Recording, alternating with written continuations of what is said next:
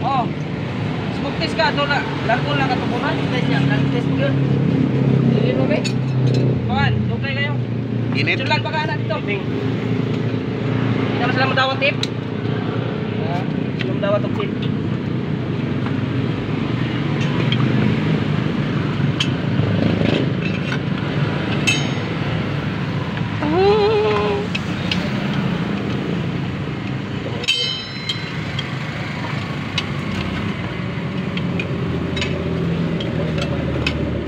Kaping kape.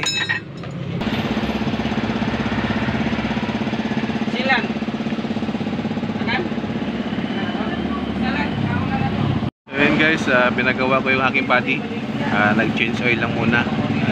At pa-adjust ko na rin yung kanyang brake bago tayo bumiyahe mamaya. Baka may biglang tawag na may biyahe tayo. So ready na yung ating para kondisyon ba.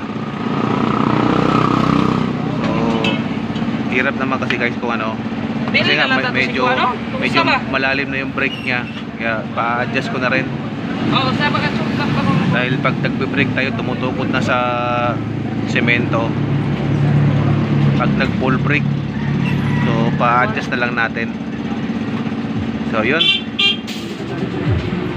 So what's up, magandang umaga sa atin lahat. Ayan, mapagpalang araw ngayon ng guys, Huwebes, September 25. So paangkat na naman tayo. Nahuli lang tayo guys dahil late na tayo nakatanggap ng message ni Boss Janjan. At si Brother Romy nauna na. Ayan guys, ready na. So pabiyahe na tayo. At sana wala nang maliit gaya kahapon. Medyo nahirapan talaga tayo guys. So bagsak presyo yung isda natin na maliliit. Kaya yun ang iiwasan natin ngayon. Tsaka yung mga putian na na isda, talagang pahirapan magbenta. So yun. At antabayanan nyo lang guys yung pagdating natin doon. At papakita ko sa inyo kung anong klaseng isda mayroon na angkatin natin. So let's go, biyahe na. Ayan guys, dito na tayo sa angkatan. Ayan, papa-charming tayo dito sa magandang bulaklak guys. Oh, ganda no? Ganda ng kulay. Ha? Ayan. So, nasa planta na tayo. Ayan. So, papakita ko sa inyo yung aking inangkat na isda. So, ayan guys, antabayan natin. So ayan guys, ito yung isda na naangkat natin. Ayan. Ayan yung isda natin guys, sari-sari. At ito sa kabila guys, ayan, sari na may kasamang Gigi. Ayan. So may kasamang galunggong So ito yung sari natin guys, oh. Ayan. Ayan yung mga sari natin. Mga ganyan guys. Ayan. Mga ganyan sari, oh. Mga ganyan. So yun yung naangkat natin ngayon. Si Brother Romy ready na. Yan. So wala na guys, nakaalis na yung Froilan. Wala na. So pabiyahe na kami. Time check tayo.